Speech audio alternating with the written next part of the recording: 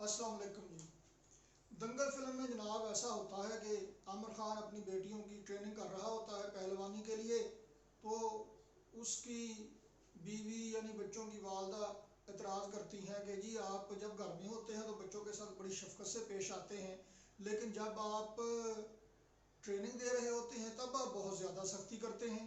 उस पर वो एक बड़ा मज़ेदार डायलॉग बोलता है। वो कहता है कि मैं अपने बच्चों का या तो बाप हो सकता हूँ या उस्ताद हो सकता हूँ।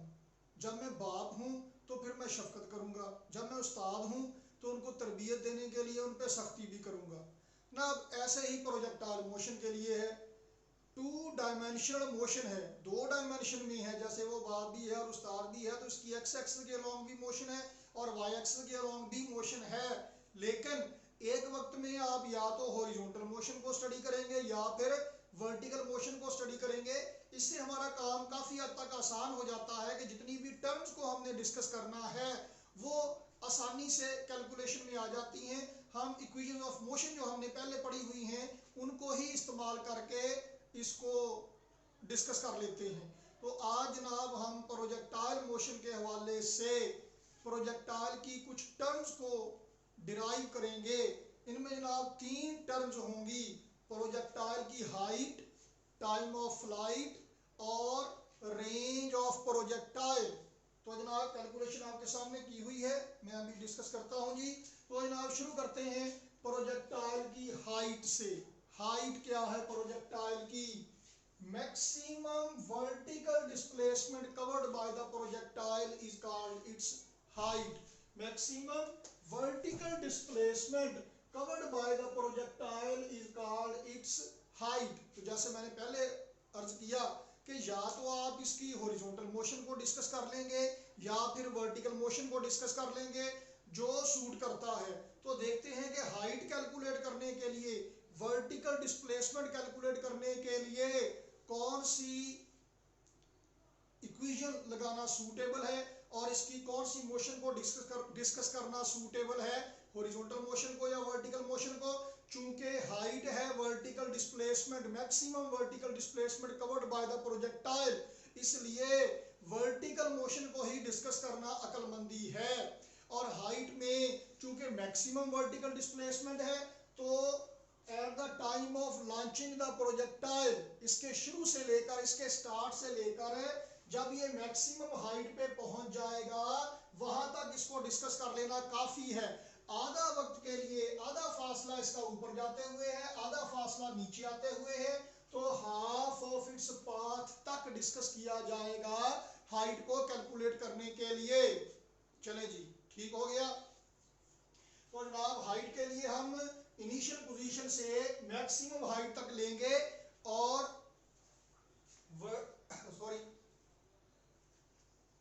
वर्टिकल वेलोसिटी को डिस्कस किया जाएगा। तो जनाब वाली टर्म देखें कैसे इस्तेमाल होगी। थर्ड इक्वेशन हम लगाएंगे इसमें, 2as is equal to vi square minus vf square minus vi square. 2as is equal to vf square minus vi square. Acceleration क्या होगा? चूंकि ऊपर को जा रहा है इसलिए एक्सेलरेशन होगा माइनस g के बराबर। इनिशियल वेलोसिटी क्या है? इनिशियल वर्टिकल वेलोसिटी vi, तो ये क्या होगी जी? इनिशियल वेलोसिटी का vertical component vi sin theta. और जनाब फाइनल वेलोसिटी क्या होगी? Final vertical velocity, maximum height पे पहुंच के वर्टिकल वेलोसिटी हो जाएगी 0, तो vfy फाइनल वर्टिकल वेलोसिटी होगी 0। s तय करदा फासला कितना है जनाब? जितनी हाइट तक ये गया है वही इसका तय करदा फासला होगा। तो s is equal to h। तो जी इक्वेशन में, थर्ड इक्वेशन में वैल्यूज पुट कीजिए, एक की जगह पे माइनस जी, s की जगह पे h, vf की जगह पे 0, 0 का स्क्वायर 0, vi स्क्वायर मतलब vi sin थीटा का स्क्वायर, यानी minus 2gh is equal to minus vi square sin square theta. Minus से माइनस कट गया। लो जी height is equal to vi square sin square theta over 2g। Maximum height projectile कब gain करेगा? What is the angle of launch? कितनी angle पे इसको launch करें, थ्रो करें, फेंकें कि ये मैक्सिमम हाइट गेन कर ले, मैक्सिमम हाइट अचीव कर ले? साइन थीटा है और साइन थीटा की मैक्सिमम वैल्यू होती है बेटा जी 1, और वो कब होती है, जब एंगल होता है 90 का। तो 90 के एंगल पे अगर लॉन्च करेंगे, एक्स एक्स के साथ बनने वाला एंगल है ये थीटा, तो 90 के एंगल पे लॉन्च करने का मतलब क्या है कि हॉरिजॉन्टल एक्सिस के साथ 90 का एंगल बनाएंगे, बिल्कुल वर्टिकली अपवर्ड फेंकेंगे थ्रो इसको प्रोजेक्टाइल को, तब ये मैक्सिमम हाइट तक जाने में कामयाब होगा। लो जी, तो जी ये निकल आई है हाइट। अब कैलकुलेट करते हैं जनाब Ali time of flight. Flight का टाइम, इसका मतलब ये नहीं कि कितने बजे फ्लाइट उड़ेगी, इसका मतलब है फ्लाइट कितनी देर तक हवा में रहेगी। टाइम ऑफ फ्लाइट, उड़ते रहने का टाइम, प्रोजेक्टाइल का टाइम ऑफ फ्लाइट मतलब कितनी देर तक प्रोजेक्टाइल हवा में रहेगा। अब देखें टाइम ऑफ फ्लाइट, यहां से प्रोजेक्टाइल को लॉन्च किया गया, यहां से हो गए ये यहां तक गया। अब आप अगर इसकी हॉरिजॉन्टल मोशन को कंसीडर करें, हॉरिजॉन्टल एक्सेलरेशन 0 है और हॉरिजॉन्टल वेलोसिटी यूनिफॉर्म है, हॉरिजॉन्टल वेलोसिटी यूनिफॉर्म है, तो हॉरिजॉन्टल मोशन को कैलकुलेट करते हुए, डिस्कस करते हुए अगर आप टाइम ऑफ फ्लाइट कैलकुलेट करना चाहते हैं, तो यहां से लेकर यहां तक ये जितने टाइम में पहुंचेगा वर्टिकली उतनी देर में ये यहां तक कैसे करके आएगा। यानी टाइम ऑफ फ्लाइट कैलकुलेट करने के लिए आप हॉरिजॉन्टल मोशन को डिस्कस कर लें या वर्टिकल मोशन को डिस्कस कर लें, एक ही बात है, कोई मसला नहीं है। लेकिन हम कौन सी फ्लाइट को डिस्कस करें, हॉरिजॉन्टल को या वर्टिकल को, अब टेक्निकली तो हर्ज नहीं है कोई, हम अपनी सहूलत देखेंगे किसमें हमें आसानी है। देखें जी, अगर तो आपने हॉरिजॉन्टल मोशन को डिस्कस करना है तो हम इसकी इक्वेशन पहले लिख चुके हैं, S = VT, horizontal velocity VIX, VI cos theta, ये कांस्टेंट है, इसका हमें पता होगा।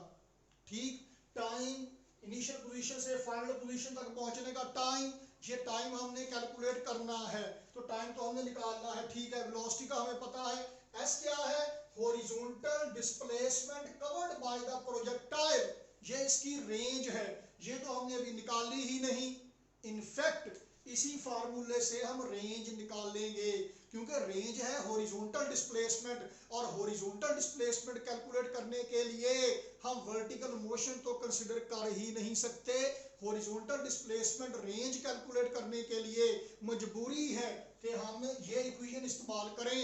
इस इक्वेशन में टाइम पुट करना पड़ेगा, टाइम तो हमारे पास है ही नहीं, बहुत मसरूफ है, मतलब टाइम को भी हमने निकाला ही नहीं। तो ये इक्वेशन यानी हॉरिजॉन्टल मोशन को कैलकुलेट करके टाइम ऑफ फ्लाइट कैलकुलेट करना is not a good idea, बल्कि ये ठीक नहीं है, पॉसिबल ही नहीं है, क्योंकि रेंज आपने निकालनी होगी तो टाइम निकालेंगे, और रेंज निकालने के लिए यही इक्वेशन चाहिए, इसमें टाइम पुट करना है। तो हम टाइम ऑफ फ्लाइट कैलकुलेट करने के लिए हॉरिजॉन्टल की बजाय वर्टिकल मोशन को कंसिडर करेंगे, वर्टिकल इक्वेशन लगाएंगे, कोई ना कोई वर्टिकल मोशन के लिए इक्वेशन लगाएंगे। तो जनाब टाइम ऑफ फ्लाइट की डेफिनेशन यहाँ पे लिखी हुई है, देखिए, time taken by projectile to cover the distance, कहां से कहां तक, from the place of its projection to the place where it hits the ground is called time of flight. सही, चलो फर्ज किया सही है। तो जी अब हम टाइम ऑफ फ्लाइट कैलकुलेट करते हैं, तो करें जी जनाब अली, एस तय करदा फासला। जब आपने वर्टिकल मोशन को डिस्कस करना है तो वर्टिकल डिस्प्लेसमेंट देखिए, प्रोजेक्टाइल यहां से गया जमीन के लेवल से, वापस यहीं पे आ गया, तो वर्टिकल डिस्प्लेसमेंट कितना हुआ, देखें जी, हाइट मालूम करने के लिए हमने यहां से यहां तक कंसीडर किया था, वो h हाइट तक गया था, अब वो वापस आ गया यहां तक, तो अब s कितना है जनाब, 0, S = H = 0 लिया जाएगा, क्योंकि वो इस लेवल से जाके वापस इसी लेवल तक आ गया है। ओके, तो VI क्या है, VIY initial vertical velocity, VI sin theta, जब आपने उसको थ्रो किया, लॉन्च किया, ऊपर को वर्टिकल मोशन है तो A = -g आएगा। ना भी Ali second equation of motion लगा लीजिए, S = VIT + ½ AT²। Logic value put कीजिए, S की जगह पे आ गया 0, VI × T, VI का मतलब है VIY यानी VI sin theta × T plus 1/2, एक की जगह पे -g T², ये माइनस वाली वैल्यू इधर आ गई, प्लस हो गई half g t square is equal to we I sine theta into t. लो जनाब एक टी से एक टी कट गया है तो क्या बचा जी जनाब, यानी T time of flight is equal to we I sine theta over G. Maximum time of flight कब होगा, कब वो ज्यादा से ज्यादा देर तक हवा में रहेगा वो प्रोजेक्टाइल, कब वो मैक्सिमम देर तक ज्यादा से ज्यादा टाइम तक हवा में रहेगा जनाब आली, जब एंगल 90 होगा। देखिए साइन थीटा की वैल्यू जितनी ज्यादा होगी टाइम ऑफ फ्लाइट उतना ज्यादा होगा, और साइन थीटा की मैक्सिमम वैल्यू बेटा जी एंगल 90 पे आया करती है, तो थीटा 90 होगा, यानी वर्टिकली थ्रो करेंगे तो वो ज्यादा देर हवा में गुजारने में कामयाब रहेगा। इसके अलावा इनिशियल वेलोसिटी ज्यादा होगी, ज्यादा जोर से फेंकेंगे, ज्यादा वेलोसिटी से फेंकेंगे तो हाइट भी और टाइम ऑफ फ्लाइट भी ज्यादा ही होंगे। तो ये जनाब हमने कैलकुलेट किया time of flight. Range of projectile, range क्या है जनाब, रेंज है जनाब आली horizontal displacement covered by projectile, horizontal displacement covered by projectile is called its range. Range ये है जनाब कि कितनी दूर तक वो जा सकता है, कितनी उसकी मार है, कहां तक उसकी अप्रोच है, कहां तक वो जा सकता है, ये उसकी रेंज है। कहते यार ये इसकी रेंज तो बड़ी है, पाकिस्तान ने फलां मिसाइल का तजुर्बा किया, उसकी रेंज इतनी है, उतनी दूर तक वो मार कर सकता है, मतलब उतनी दूर तक वो जा सकता है, हॉरिजॉन्टल डिस्प्लेसमेंट वो कवर कर सकता है उतना, ये उसकी रेंज है। तो इसको आर से, कैपिटल आर से लिखा जाता है। तो जैसा अभी हमने कहा कि हॉरिजॉन्टल डिस्प्लेसमेंट कैलकुलेट करने के लिए हम इक्वेशन इस्तेमाल करेंगे S equal to V T, simple सी इक्वेशन है, क्योंकि हॉरिजॉन्टल डायरेक्शन में मूव करते हुए वेलोसिटी चेंज नहीं होना, हॉरिजॉन्टल वेलोसिटी यूनिफॉर्म रहती है, कांस्टेंट रहती है।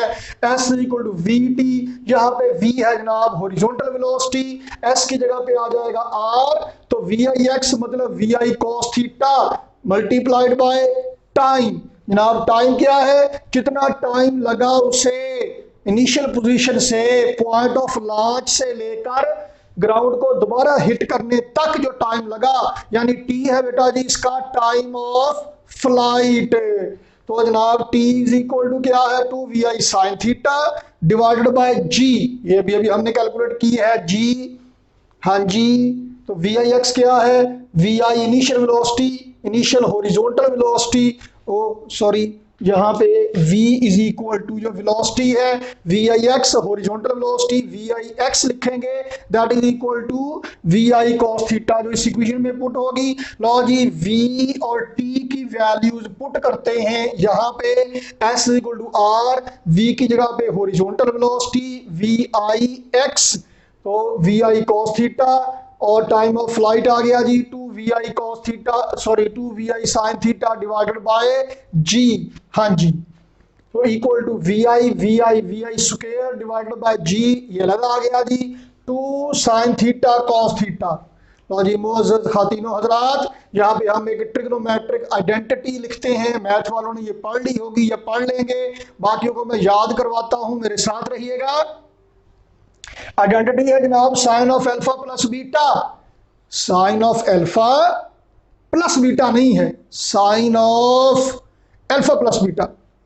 करना क्या है, अल्फा प्लस बीटा को ब्रैकेट में लिखना है, मतलब अल्फा और बीटा को जमा करके फिर उनका साइन लेना है, अल्फा और बीटा को जमा करके फिर उनका साइन लेना है। तो sine of alpha plus beta is equal to क्या आएगा जनाब, साइन ऑफ पहला एंगल जो भी है, यहाँ पे अल्फा है तो अल्फा जो भी है, साइन ऑफ पहला एंगल कॉज ऑफ दूसरा एंगल, प्लस कॉज ऑफ पहला एंगल साइन ऑफ दूसरा एंगल, साइन ऑफ पहला एंगल कॉज ऑफ दूसरा एंगल, प्लस कॉज ऑफ पहला एंगल साइन ऑफ दूसरा एंगल, यानी sine alpha cos beta plus cos alpha sign beta जनाब। तो अगर अल्फा और बीटा की बजाय हो थीटा और थीटा, यानी पहला एंगल भी थीटा दूसरा एंगल भी थीटा, तब क्या होगा, sine of theta plus theta, यानी sine of two theta, sine of two theta किसके बराबर है जी, साइन ऑफ पहला एंगल कॉज ऑफ दूसरा एंगल, वो भी वही है sine theta cos theta, plus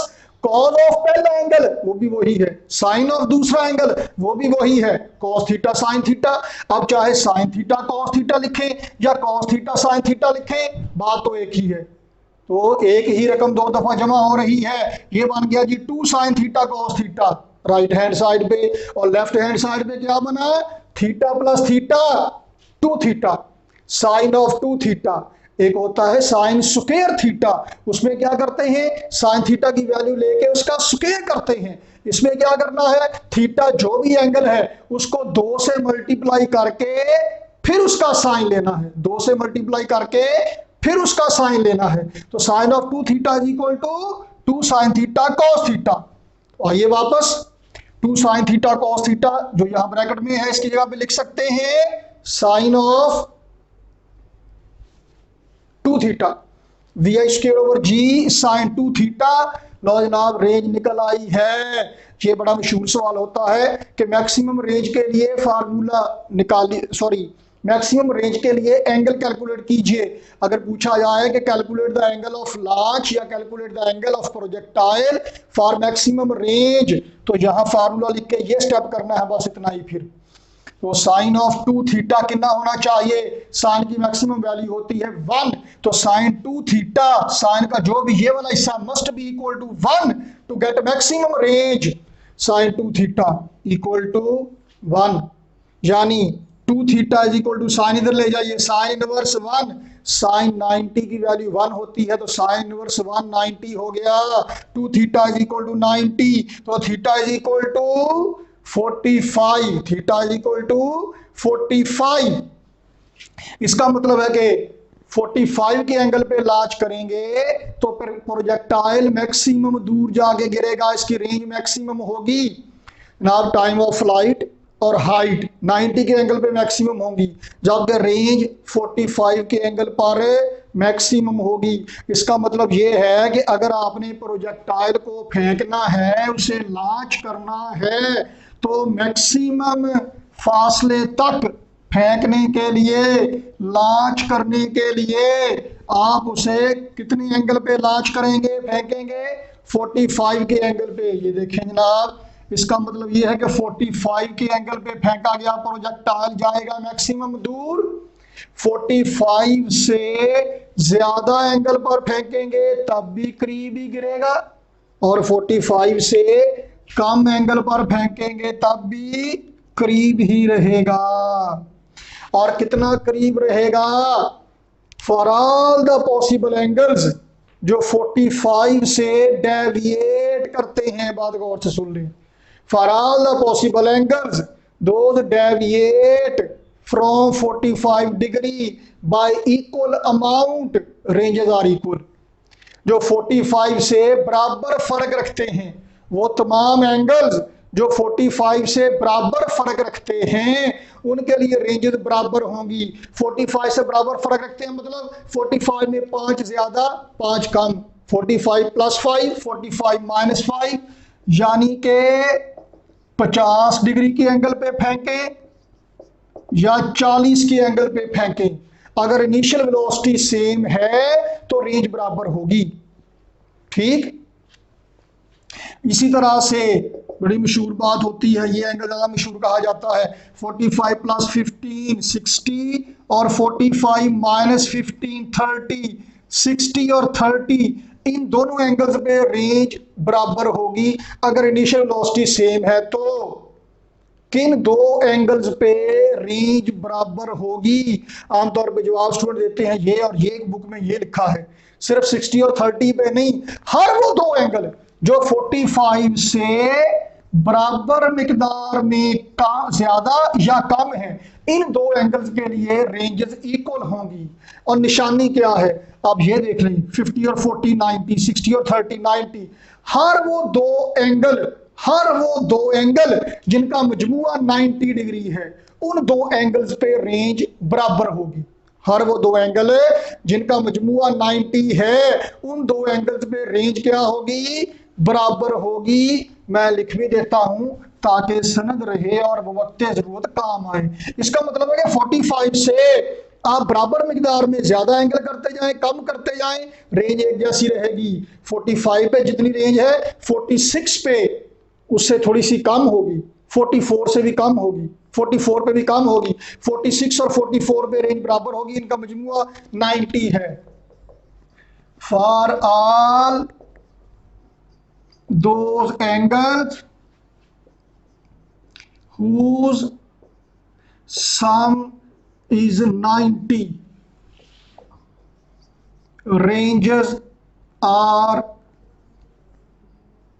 equal। मसलन 89 डिग्री और 1 डिग्री पे रेंज बराबर होगी, इसी तरह से 70 और 20 पे रेंज बराबर होगी, 60 और 30 पे रेंज बराबर होगी, 80 और 10 पे रेंज बराबर होगी।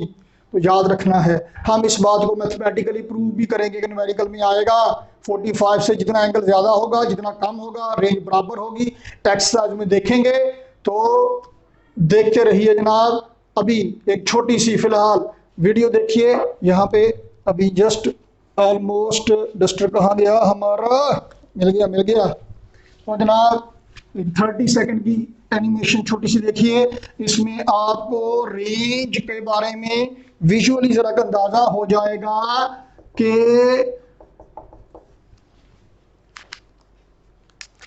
देखें जी, आपको अंदाजा हो जाएगा कि कैसे रेंज ज्यादा है या कम है। तो जनाब आप देख रहे हैं कि 45 से जब एंगल ज्यादा होता है या कम होता है तो रेंज बराबर हो जाती है। तो जनाब प्रोजेक्टाइल मोशन के हवाले से टाइम ऑफ फ्लाइट, रेंज और उसकी हाइट हमने कैलकुलेट कर ली है। अगले लेक्चर में इंशाल्लाह हम डिस्कस करने वाले हैं जनाब कुछ प्रैक्टिकल किस्म के प्रोजेक्टाइल जो इस्तेमाल होते हैं। तो देखते रहिए जनाब, स्टे ट्यून्ड। अल्लाह हाफिज़।